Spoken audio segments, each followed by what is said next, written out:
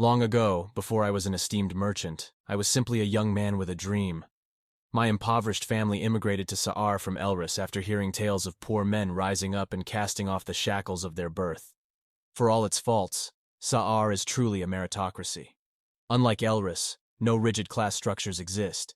Here, only one thing matters: your ability to amass capital. My father used his meager savings to set up a stall in the Grand Market. He sold fruit he purchased from local foragers, earning only a pitiful profit. Even still, though, he expanded and slowly reached a level of profitability that gave us more comfort than we'd ever known. I joined him when I came of age, but quickly realized my ambitions far exceeded his own. He was content with simply surviving, but I hungered for more. I used his connections in Elris to begin exporting food and textiles.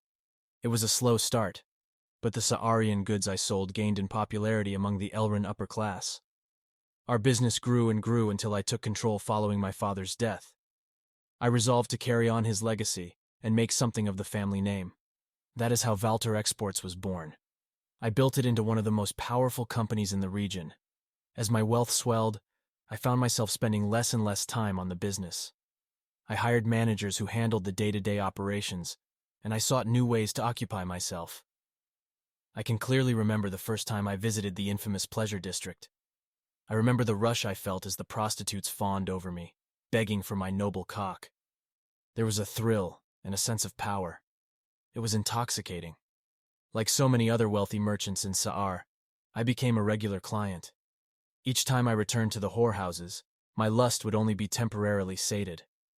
My sexual hunger grew over time, and I found myself spending exorbitant sums to plant my seed in the most beautiful women available. Naturally, my wife didn't approve. We married early in my career. She was the daughter of a prominent businessman, and the relationship certainly furthered my business ambitions. Initially, I loved her, but she gradually began to change. Once small, pretty, and kind, she grew gluttonous and disrespectful after our marriage. Her body ballooned alongside my fortune, growing ever larger as she became a noblewoman.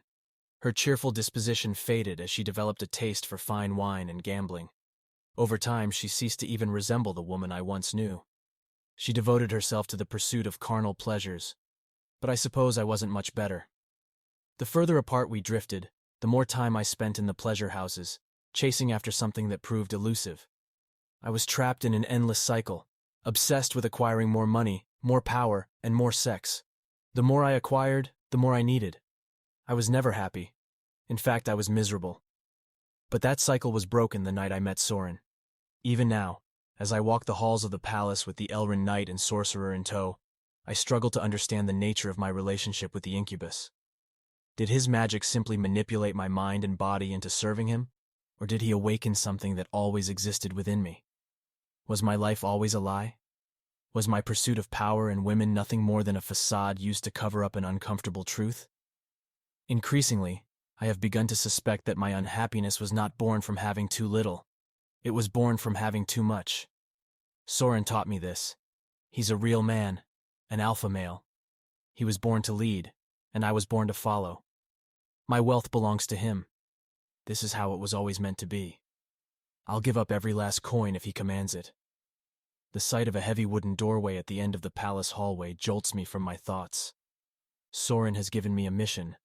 I am to bring these Elrin agents to him. I am to lead them into the realm of the incubi.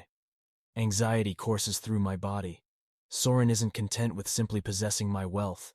He wants absolute obedience.